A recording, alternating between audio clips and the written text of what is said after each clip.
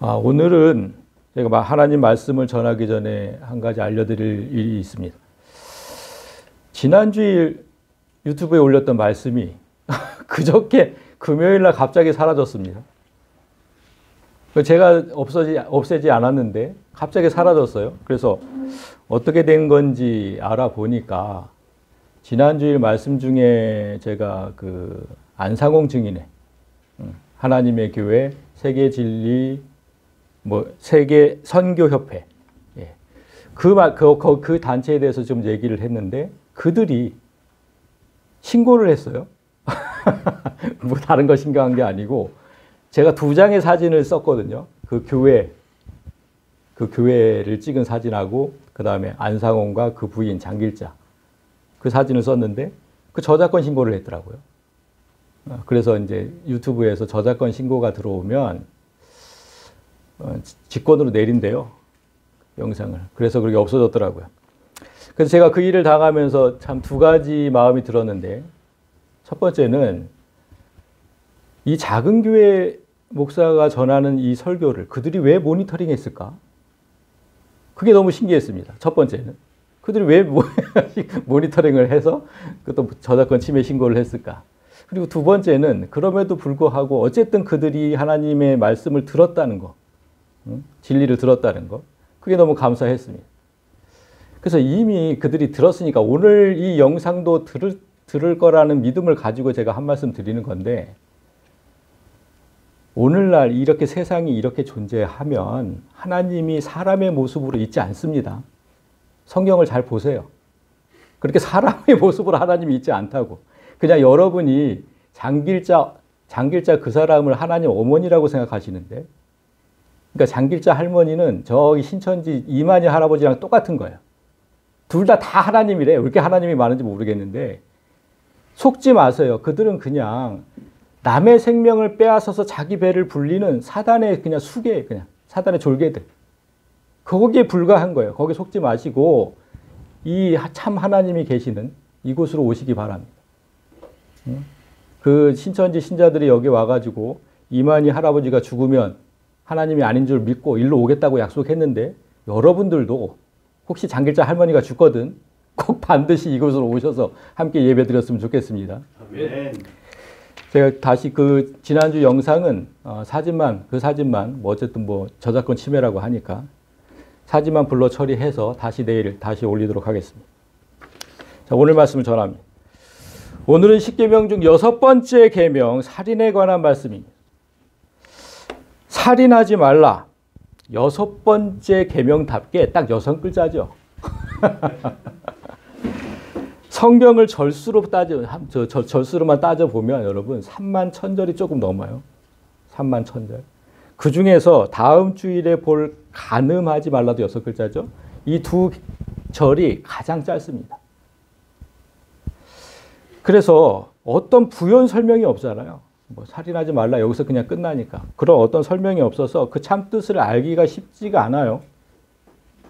그런데 또 생각을 해보면 살인하지 말라는데 무슨 또 그 다른 의미가 필요할까? 이런 생각도 들죠. 사람을 죽이면 돼야 안 돼요? 안 되잖아요. 그냥 뭐 안 되는데 이 계명 속에 다른 뜻이 있을까? 이렇게 생각이 됩니다. 그 생명을 하나님께서 주신 것이니까 절대로 함부로 죽이면 안 된다. 여기서 끝나죠. 여기 설교 끝. 이러면 되는 거죠. 그런데 조금만 깊이 생각을 해보면 오늘 이 계명 안에도 많은 의문점이 들어있어요. 그 의문들을 풀려면 오늘도 한참 또 말씀을 저 대신에 밥을 먹어야 할 수도 있습니다. 지난주에 밥 먹은 게 이제 아직도 소화가 안 됐다는 성도들이 많이 있던데 아무튼 오늘은 조금 쉽게 갑니다. 일단 이 6번째 계명이 주는 의문점을 하나하나 한번 들어볼까요? 여러분 살인하지 말라고 하셨는데 진짜로 살인하면 안 됩니까? 정말 모든 경우에 그렇습니까? 이 질문부터 해봐야죠. 모든 경우에 살인하면 안 되는지. 제일 먼저 생각해 볼 게 뭐냐면 전쟁터에 나간 군인들에게 이 계명을 적용을 하면 나라의 안보가 어떻게 될까요? 전쟁터에 나가는데 총알을 못 쏴. 사람을 죽이면 안 되니까. 지금 러시아와 우크라이나가 1년 넘게 전쟁 중인데 이 나라 군인들은 이 계명을 다 어기고 있는 걸까요? 이 생각을 해봐야 되죠. 그렇게 생각하는 이단들이 있어요. 우리나라에도. 우리가 잘 알듯이 여호와의 증인 그 신도들이 이 말씀에 따라서 병역을 거부하면서 뭐라 그래? 양심적 병역 거부 이런 말로 포장을 했습니다. 그러면 군대 간 사람들은 다 비양심적이라는 거죠. 이렇게 되는 거죠. 그래서 2018년 헌법재판소가 대체복무제, 그들을 위해서 이제 대체복무제 도입을 결정하면서 이렇게 얘기를 했어요. 양심적 병역 거부는 당사자의 양심을 핑계로 병역 거부하는 것을 가릴 것일 뿐 병역 거부가 도덕적이고 정당하다는 의미는 아니다. 병역을 이행하는 것이 국민의 숭고한 의무라고 생각하는 대다수 국민이 비양심적인 사람이 되는 것은 결코 아니다. 헌법재판소의 견해대로 우리 개신교도 병역 의무를 도덕적이고 정당한 것으로 간주합니다. 그렇다면 군인들이 전쟁터에서 행하는 살인은 이 계명에서 예외일까? 여기서부터 딱 걸리잖아요, 지금. 그렇죠? 그리고 또 하나 생각해 보면 병원에서 합법적으로 행해지고 있는 살인들이 있습니다. 뭡니까? 낙태, 그리고 안락사 이런 것들이죠. 이거 분명히 살인입니다. 우리나라는 2021년 그러니까 2년 전부터죠. 2년 전부터 낙태죄가 폐지됐어요. 근데 합법이 됐어요. 이 사안도 헌법재판소의 낙태죄는 위헌이라는 결정에 따른 것인데 우리나라 낙태율이 OECD 국가 중 1위랍니다. 그래서 그런지 2020년 기준으로 신생아 수가 약 30만 명이 안 된대요. 한 해 태어나는 신생아 수가 30만 명이 채 안 되는데 낙태 숫자는 5만 건이 넘는다. 근데 이건 공식적인 기록이고요. 산부인과 의사들이 모인 그 협회 말에 따르면 몇십만 건이 된다고. 공식적인 것만 5만 건이. 공식적으로 한 해 5만 명이 넘는 태아가 세상을 보지 못하고 죽는 거죠. 여성들이 아이 낳기를 주저하는 이유를 모르는 바 아닙니다. 그러나 숫자를 보니까 심각하죠. 태아도 분명히 생명이 있는데 이렇게 많은 생명이 합법적으로 죽임을 당하는 건 분명히 문제가 있는 거 아닙니까? 그렇다고 해서 기독교가 또 무조건 낙태 반대를 외치는 것도 지혜로운 일은 아닙니다. 원하지 않는 임신을 하는 경우가 너무나 많잖아요. 예를 들어서 지금 전쟁 중에 적군에 의해서 성폭행당 지금 그런 뉴스가 간혹 나오거든요. 러시아 군인들이 뭐 침략해서 여성을 성폭행하고 뭐 이렇게 적군에게 성폭행당하고 임신했다면 그 아이를 낳아서 길러야 됩니까? 어떻게 생각하세요? 낳아서 길러야 돼요? 그 전쟁 중이 아니라도 우리나라 같은 경우에도 미성년자가 불량배에게 성폭행 당해서 임신했다면 여러분 자녀가 미성년자인데 불량배한테 성폭행 당해서 임신을 했어요. 그럼 낳아서 기르라고 할 거예요? 어떻게 하실래요? 지우라고 해야겠죠. 그런 부모가 많지 않겠습니까? 당장 지우라고. 누구의 아이인지도 모르고 아직 어린 나이고 그런데도 불구하고 아이를 낳아서 길러라 이렇게 하면 그 여성의 인생은 그 인권은 기독교가 외면하는 것이죠. 그렇다고 또 그런 경우에만 낙태를 허용하자 이렇게 그렇게 얘기를 하면 살인하지 말라는 계명에서 또 예외가 생기죠. 진짜 쉬운 문제가 아니에요. 이 살인하지 말라. 어떻게 적용해야 되는지. 안락사 어떻습니까? 안락사는 자, 낙태율 안락사는 뱃속의 아이를 죽이는 것보다 더 잔인하죠, 여러분. 이미 태어난 사람을 죽이는 거잖아요. 그러나 이 일에 찬성하는 숫자가 안락사 찬성하면 십니까? 이게 해봤더니 무려 80%가 찬성을 합니다. 이런 조사가 나왔습니다. 우리나라는 약물 주입으로 생명을 끊는 적극적인 안락사는 아직 허용하고 있지 않아요. 약물을 주입해서 사람을 죽이는 거 거기까지는 허용하지 않아요. 그런데 환자 또는 보호자의 요청으로 연명 치료를 중단하는 소극적 안락사는 허용하고 있습니다. 더 이상 목숨을 이어가는 그런 연명치료를 하지 않는 거예요. 그 소극적 안락사라고 하는데 거기까지 허용합니다. 그러니까 이런 거죠. 생존 확률이 5%도 안 돼요. 5%도 안 되는데 아직 몇 년을 아직 환자의 고통은 그냥 마약성 진통제가 아니면 버틸 수가 없고 가족들은 그걸 지켜봐야 돼요. 가족들은 또 오랜 간병으로 경제적으로 파탄이 나고 정신적으로 피폐해지고 그럴 때 죽음을 그들 스스로 결정하도록 하자. 응? 죽음을 자기 스스로 결정하도록 존중해 주자. 그래서 요즘에는 안락사 대신에 뭐 존엄사 이렇게 부릅니다. 그런 일들이 있어서 80%가 찬성하는 거예요. 응? 지난달 그 뉴스에 그런 게 있었습니다. 딸을 죽인 어머니가 집행유예로 풀려났다. 혹시 보셨습니까? 딸을 죽였는데 집행유예로 풀려났어요. 왜 그랬냐면 법원도 이와 같은 형편을 고려를 했기 때문이죠. 그 어머니의 딸이 뇌병변 1급 중증 장애인으로 태어났대요. 태어날 때부터. 그래서 다른 이의 도움 없이는 단 한시도 살 수 없는. 그런데 그 어머니가 무려 38년을 그 딸을 간호하며 살았다는 거예요. 그게 얼마나 힘든 건지 우리 사모님 잘 아실 것 같은데. 근데 설상가상으로 그 딸이 대장암 3기 진단까지 받았대요. 갈수록 고통이 심해지는 거죠. 그 모습을 보다 못해서 어머니가 딸과 함께 수면제를 나눠 먹고 동반 자살을 시도한 거예요. 근데 딸은 죽었고 어머니는 죽기 직전에 사람들이 발견해서 살았대요. 그 사는 게 사는 격이겠습니까? 딸을 죽인 어머니가. 그래서 그 법원이 이 어머니에게 죄를 물을 수는 있지만 실형을 선고하는 건 너무 잔혹하다. 가혹하다. 그래서 형의 집행을 유예한다. 이렇게 선처를 했습니다. 여러분 이 사건을 어떻게 생각하십니까?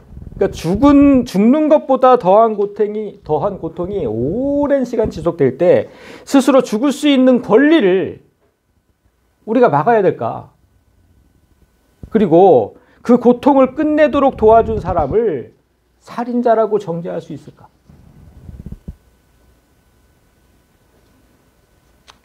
생각할 게 너무 많죠. 마지막으로 자살의 경우를 한번 생각해 보겠습니다.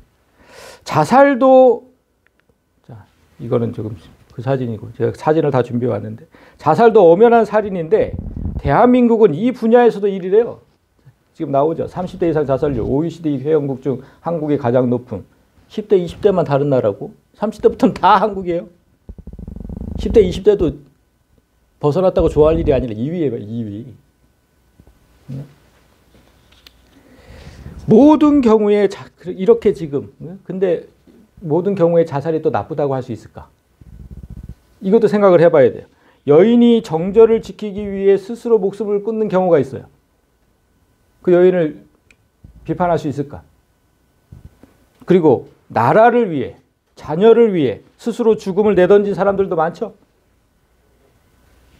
그런 사람들을 비난할 수 있을까? 추앙하잖아요. 우리는 오히려. 이렇게 우리 삶에는 어쩔 수 없이 사람을 죽이거나 스스로 죽는 경우가 많지만 그들을 정죄할 수 없는 경우가 더 많아요. 그렇다면 오늘 6번째 계명은 어떻게 적용해야 할까? 너무나 고민스러운 문제인데 그러다가 제가 성경을 이렇게 보면 또 딱히 고민할 일도 아니라는 생각이 들어요. 왜 그랬냐면 구약 성경에는 하나님께서 사람을 죽이라는 명령을 너무나 많이 하시죠. 응? 내 하나님 여호와께서 내게 넘겨주신 모든 민족을 긍휼히 여기지 말고 진멸해라. 진멸이 뭡니까? 그래서 싹 다 죽이라는 거잖아요.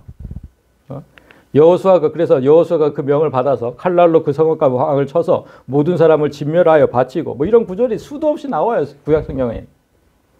그럼 한 나라 또는 도시 전체의 남녀노소 가리지 말고 싹 다 죽여라. 이렇게 말씀하신 하나님. 그리고 또 천재지변을 일으켜서 사람을 죽이신 일이 얼마나 많습니까? 하나님께서. 제일 잘 아는 우리가 노아의 홍수. 전 세계 사람을 다 죽이셨잖아요. 천재지변을 일으켜서. 그리고 뭐 지진을 일으켜서 죽이시고. 그런 것도 나오죠, 성경에. 그 전염병이 돌게 해서 또 수만 명을 죽이시고. 다 하나님이 하신 일이죠. 이번 주에도 터키, 요즘엔 뭐 튀르키예로 이제 바뀌었던데, 거기서 지진이 일어나서 예상 사망자가 10만 명이 될 것이다 라는 보도가 계속 나오고 있는데요. 이렇게 오늘날 일어나는 지진도 생각을 해보면 참새 한 마리도 하나님 허락 없이는 떨어지지 않는다고 했잖아요. 그런데 이런 큰 지진이 하나님 허락 없이 됐을까 생각을 해보면 하나님께서 정말 죽이신 사람이 얼마나 많은지 셀 수조차 없습니다. 그런데 우리는 하지 말라고요. 근데 우리는 살인하지 말래. 응? 우리는 살인하지 말래요. 살인하지 말. 그럼 한번 생각해 보면 우리 지금 온유도 있지만 부모가 자녀를 가르칠 때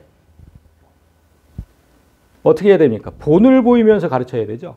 내가 본을 보이면서 이렇게 해야 돼라고 가르쳐야 되죠. 그런데 하나님께서 이렇게 무차별적으로 살인을 행하시면서 우리 보고 해가지 말라고 하면 그 누가 따릅니까?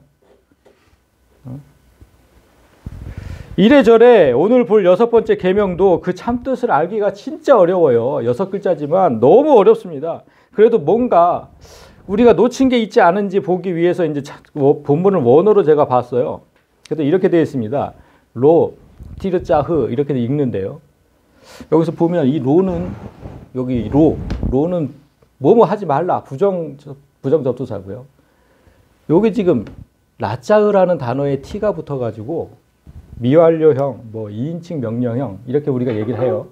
그래서 이제 정확하게 번역하면 너는 죽이지 말라 이렇게 됩니다. 우리 한글 성경하고 좀 다르죠? 우리는 살인하지 말라고 되어 있는데 정확하게 번역하면 너는 죽이지 말라. 그러면 뭐 살인은 어쨌든 사람을 죽이는 거니까 여기는 지금 사람을 죽이는 게 아니라 여기에는 뭔가 지금 그러니까 죽이지 말라는 대상에 사람만 한정하는 것 같지가 않죠. 그럼 동물까지 포함이 되는 건가? 이렇게 생각이 돼요. 아, 동물도 죽이지 말라는 건가? 이렇게 생각이 됩니다. 그러면 지구상의 모든 생명체를 죽이지 말라고 하셨다면 불교가 강조하는 그 살생금지 그거 하면 안 되는 거죠. 요만한 벌레도 하나 죽이지면 안 된다고 가르치니까 그들은. 그러면 우리도 그들처럼 육식을 하면 안 되죠.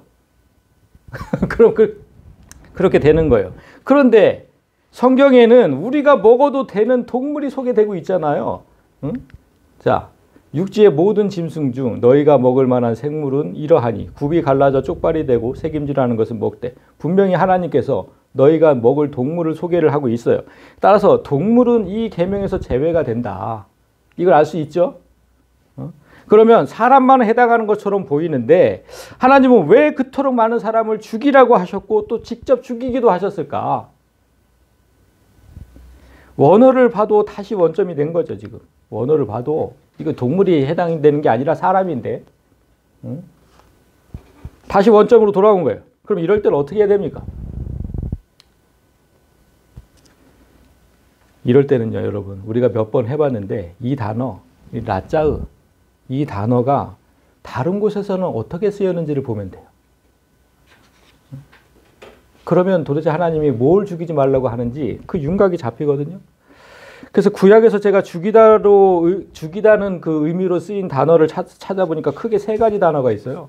우리도 많잖아요. 우리 한글에도 죽이다, 살해하다, 살인하다, 다 많잖아요. 우리도.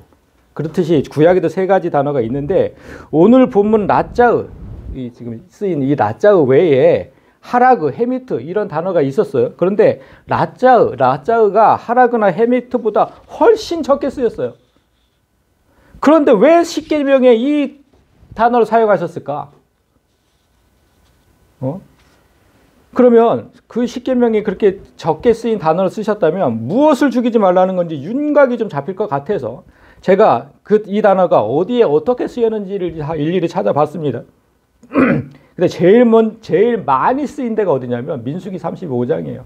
35장은 전체가 다 죽이는 얘기거든요. 죽이는 얘기. 그 중에서 먼저 이렇게 보면 자 35장 16절 만일 철 연장으로 사람을 쳐 죽이면 그는 살인자니 그 살인자를 반드시 죽일 것이요 만일 사람을 죽일 만한 돌을 손에 들고 사람을 쳐 죽이면 이는 살인한 자니 그 살인자는 반드시 죽일 것이요. 하나님은 먼저 계획적이고 의도적으로 살인한 자는 똑같이 죽여라 이렇게 명령하신 거예요. 자, 철 연장으로 사람을 쳐 죽였어요. 계획적이고 의도적으로 죽인 거죠. 응?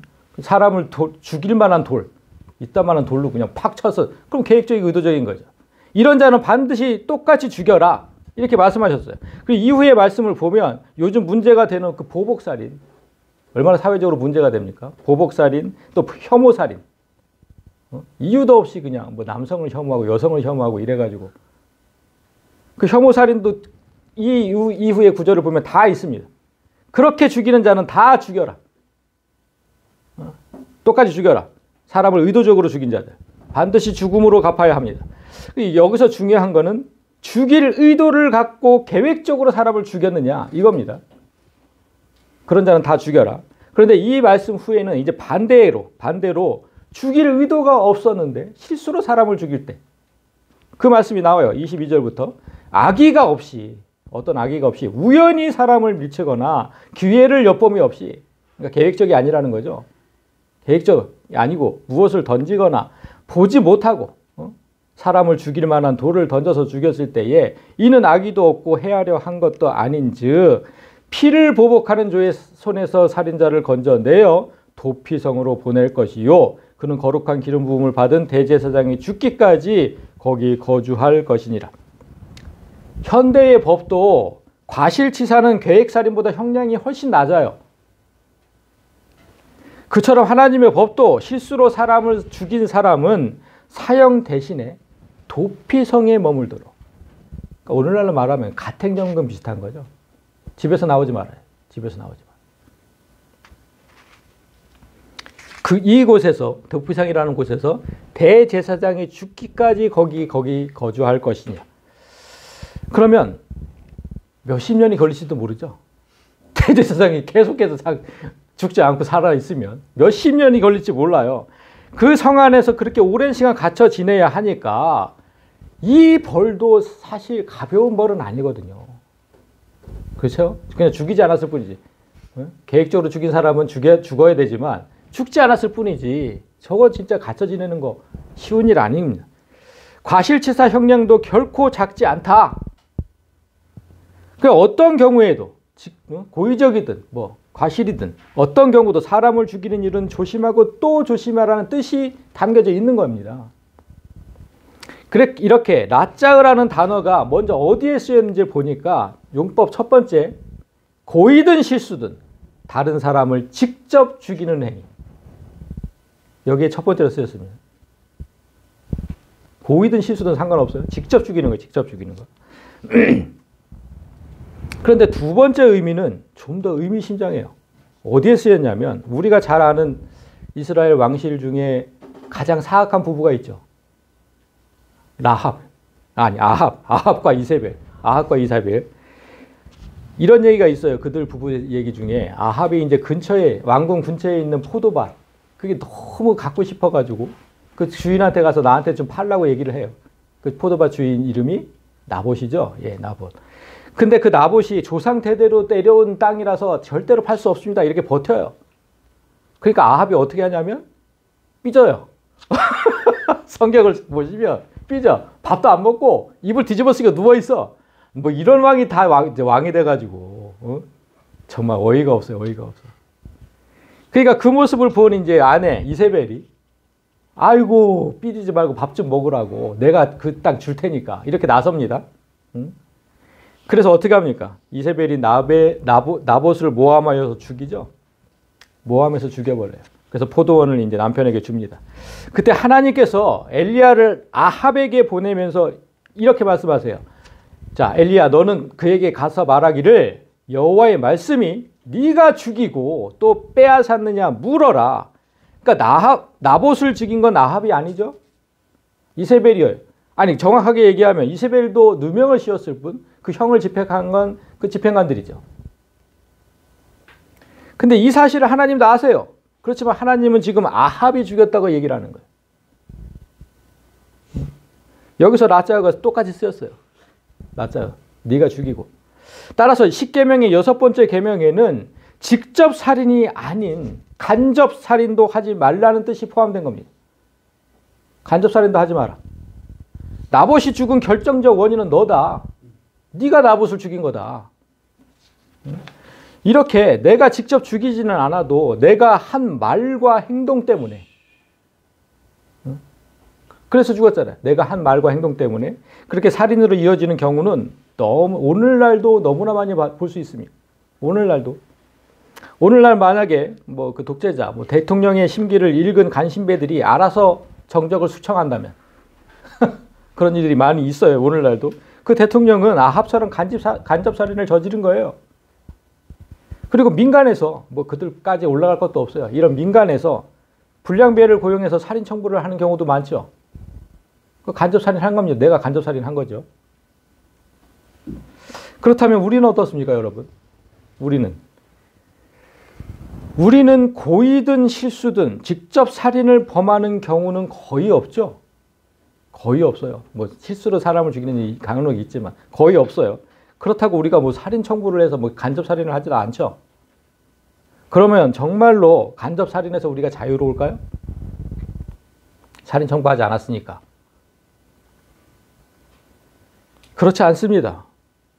우리도 너무나 많이 간접 살인을 저지르고 있습니다. 오늘날 이 지구상에서 사람들이 가장 많이 죽는 이유가 뭔지 아세요? 자연재해입니다. 자연재해. 그 숫자가, 그렇게 죽은 숫자가 제일 많아요. 유례가 없는 기상이변으로.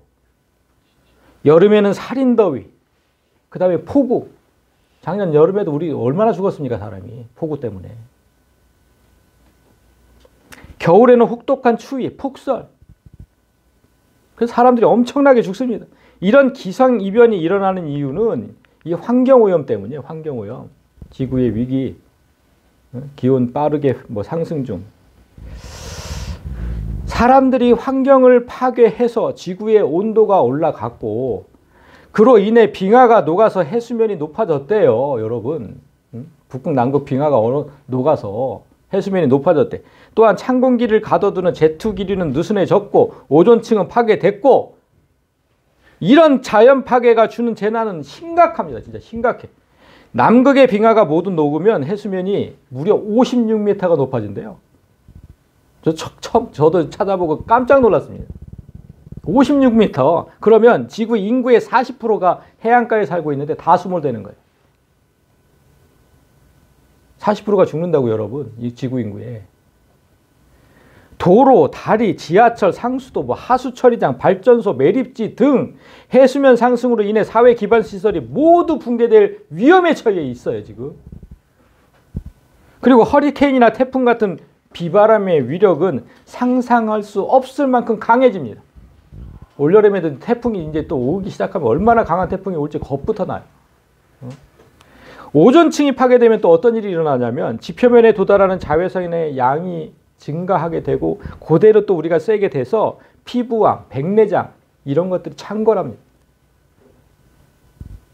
게다가 인체의 면역력이 약해져서 전염병도 자주 일어난답니다. 오늘날 코로나 사태도 이와 무관하지 않겠죠.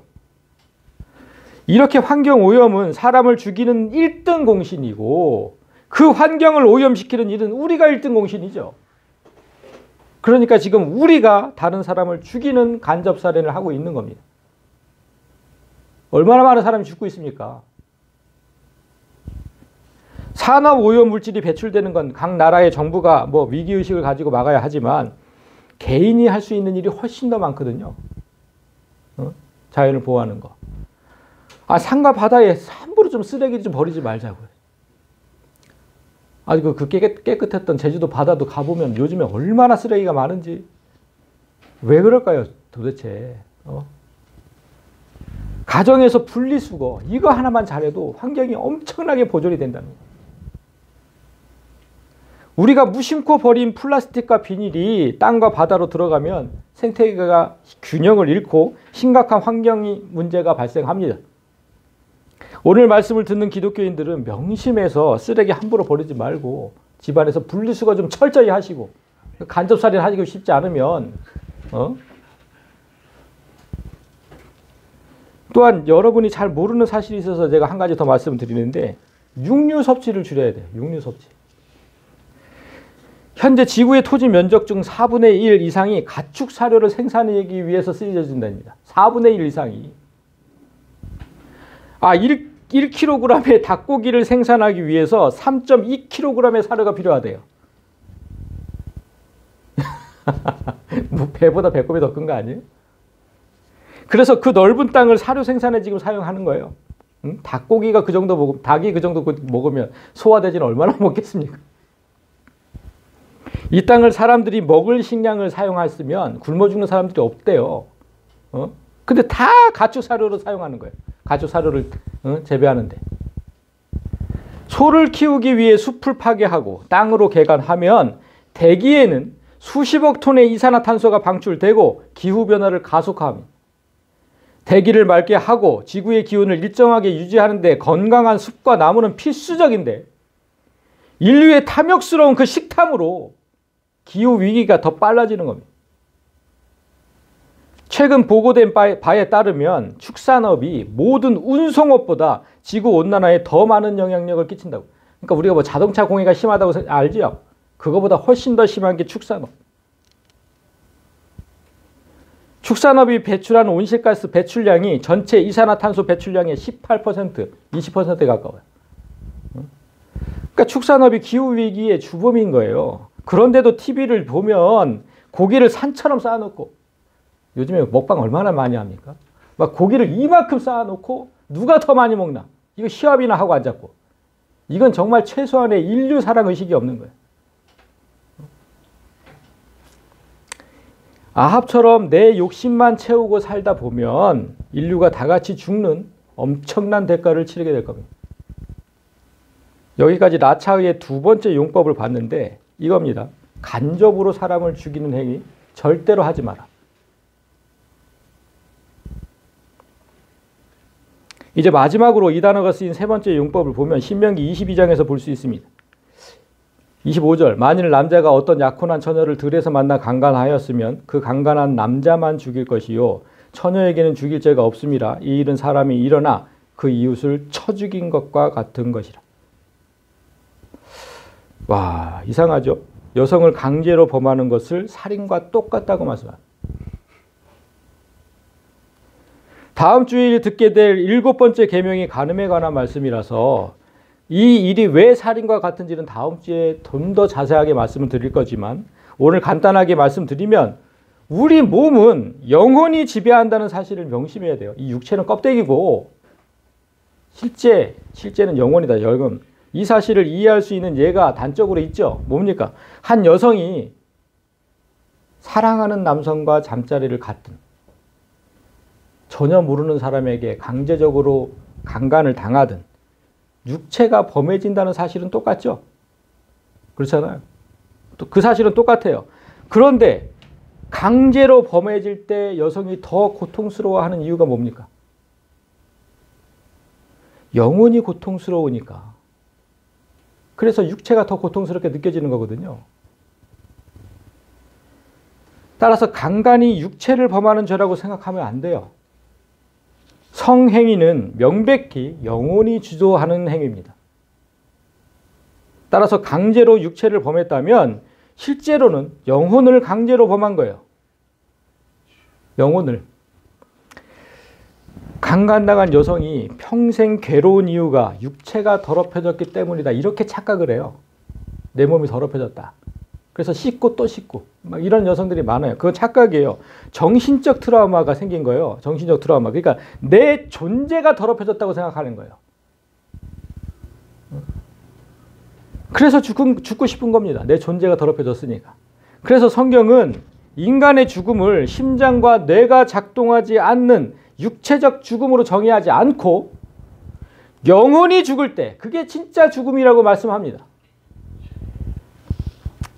그러니까 영혼이 죽을 때. 그러면 영혼이 진짜로 죽어요? 영혼은 죽지 않죠? 영혼은 절대로 죽지 않아요. 영혼이 죽으면 하나님도 죽죠.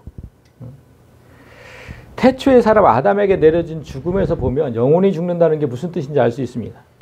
자, 아담에게 이렇게 선악을 알게 하는 나무의 열매는 먹지 말라. 네가 먹는 날에는 반드시 죽으리라. 이 경고를 무시하고 아담이 먹었는데 아담이 죽었습니까? 안 죽었잖아. 오히려 930세까지 장수하며 살았는데 930세. 안 죽었어요. 그러니까 육체적 죽음은 없었습니다.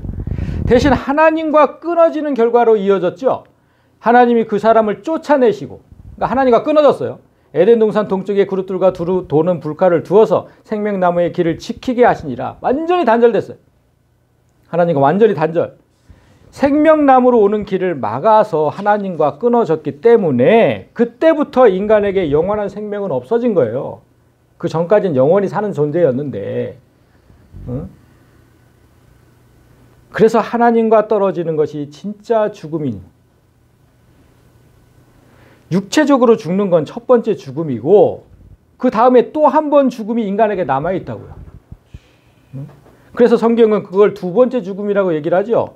두려워하는 자들, 믿지 아니하는 자들, 하나님을, 그리고 흉악한 자들과 살인자들과 음행하는 자들과 점술가들과 우상숭배자들과 거짓말하는 모든 자들은 풀과 유황으로 타는 못에 던져지리니 이것이 둘째 사망이라 분명하게 말씀하시잖아요. 그러니까 이 땅에서 죽는 육체적 죽음이 첫째 사망이고 최후 심판 때 불못에 던져져서 영원히 하나님과 단절되는 상태, 그게 둘째 사망이다.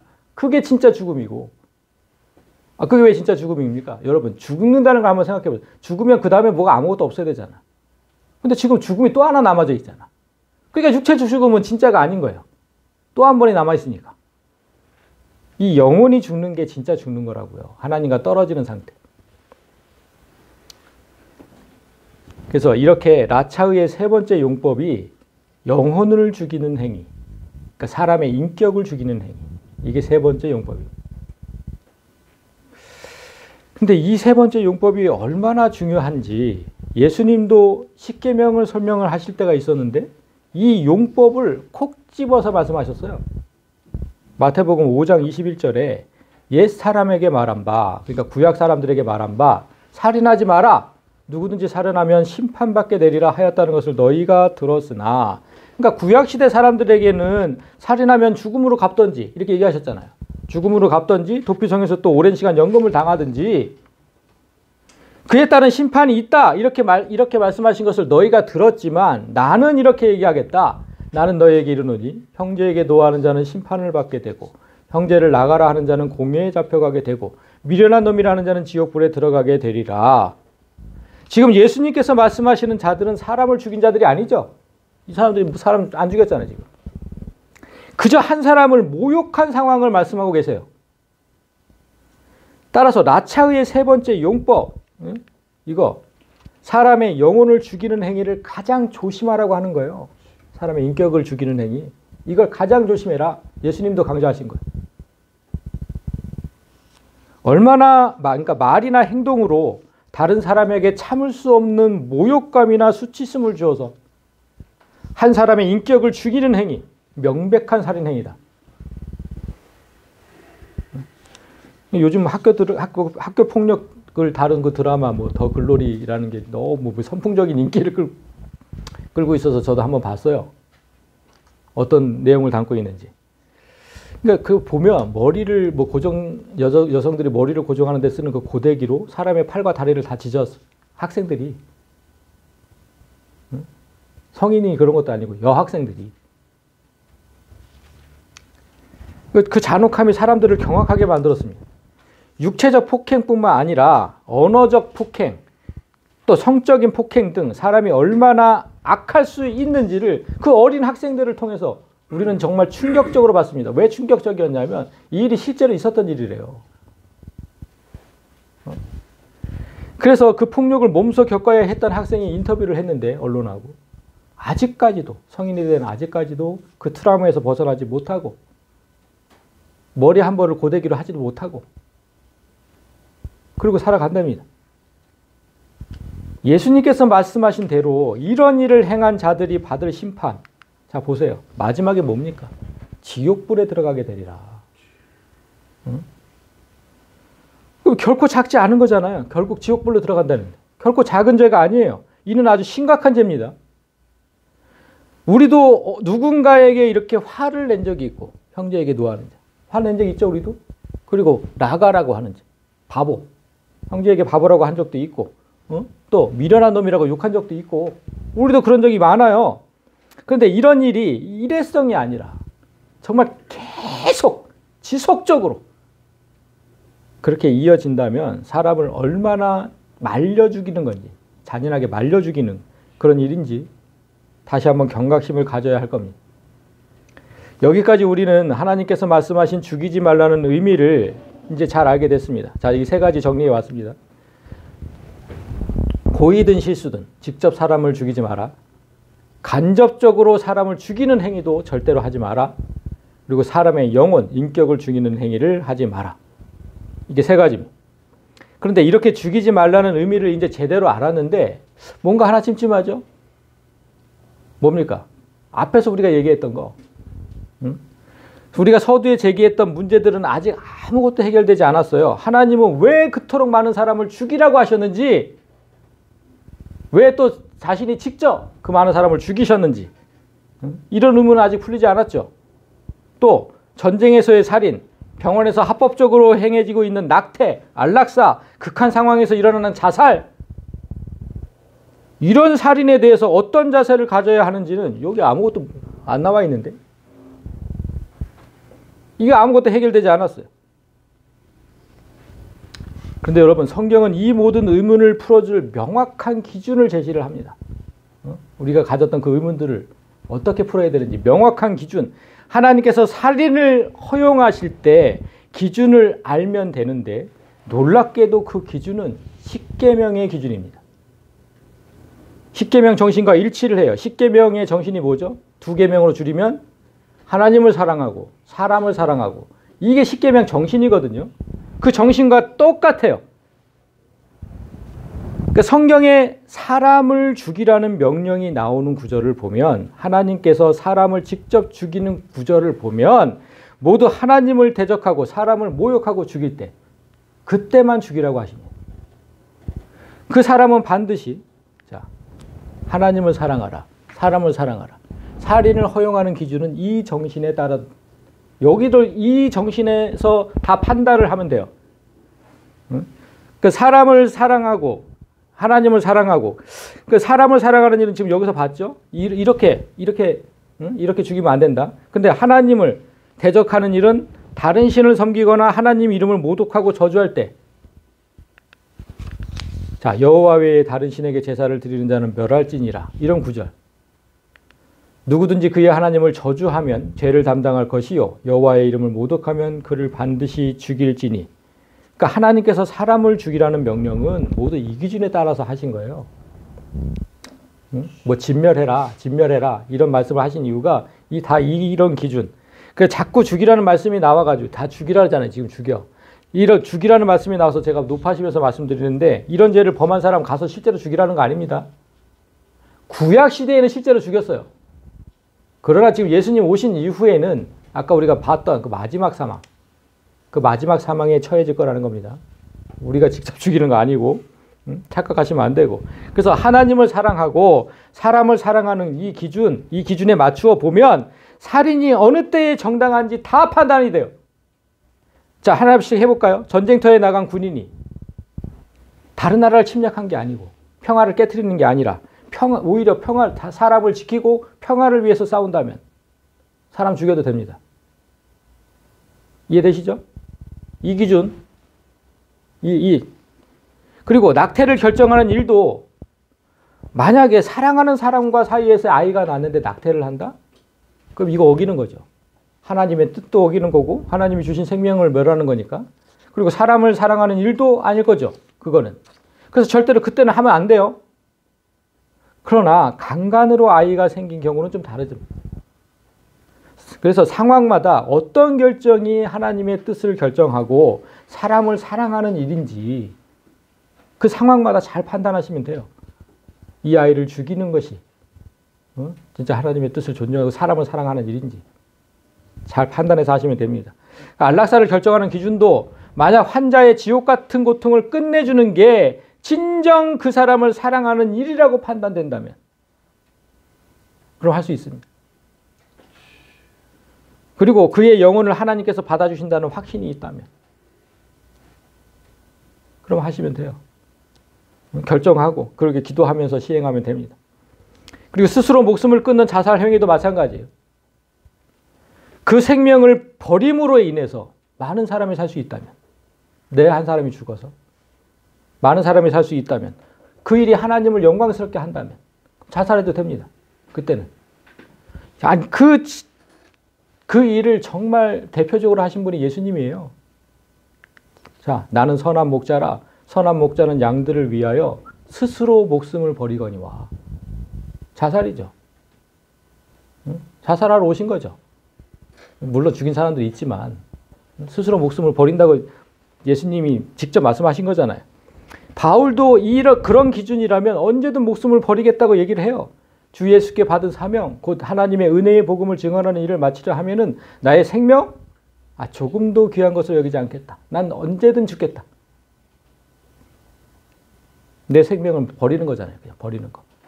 이렇게 우리가 가졌던 살인에 대한 모든 의문이 십계명의 정신을 기준으로 삼으면 풀립니다.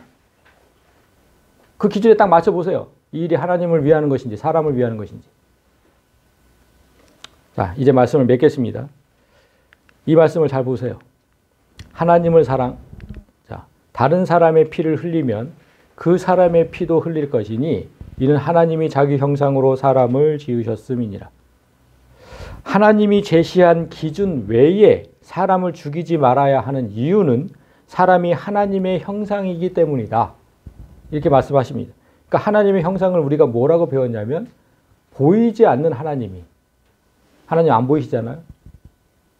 보이는 하나님을 만들어 놓은 것이다. 이렇게 배웠어요. 그렇죠? 그거 하나님의 형상입니다. 따라서 사람을 죽이는 행위는 곧 하나님을 죽이는 행위다. 이렇게 되는 거잖아요. 보이는 하나님이라니까요. 보이는 하나님. 오늘 들은 말씀에 따르면 우리는 한 번씩은 다 사람을 죽인 살인자들이에요. 직접 살인은 아니더라도 간접 살인 다 했고 인격 살인의 범주에 들지 않은 사람이 몇이나 될까? 몇이나 될까요? 그리고 서두에 말씀드렸던 그 이단의 수괴들은 살인의 최선봉의 선자들이죠. 하나님의 형상을 죽이는 그들과 맞서 싸워야 할 우리가 사람을 죽이면 되겠습니까? 제발 자연 보호하시고 인격적으로 살인하지 마시고. 기록된 바 첫사람 아담은 생명이 되었다 함과 같이 마지막 아담은 살려주는 영이 되었나니. 첫 번째 아담은 다른 사람 하나도 살리지 못했어요. 오히려 다른 사람 다 죽였죠. 우리 다 죽였잖아요. 그 아담이. 응? 그러나 이제 우리는 그 아담에서 벗어나서, 그렇게 사람을 죽이는 아담에서 벗어나서 다른 사람을 살리는 마지막 아담의 삶을 살아야 된다. 오늘 주신 말씀, 사람을 죽이지 말라는 참뜻을 다시 한번 되새기고 한 사람이라도 더 살리는 예수의 삶을 사시기를 진심으로 소망합니다. 아멘.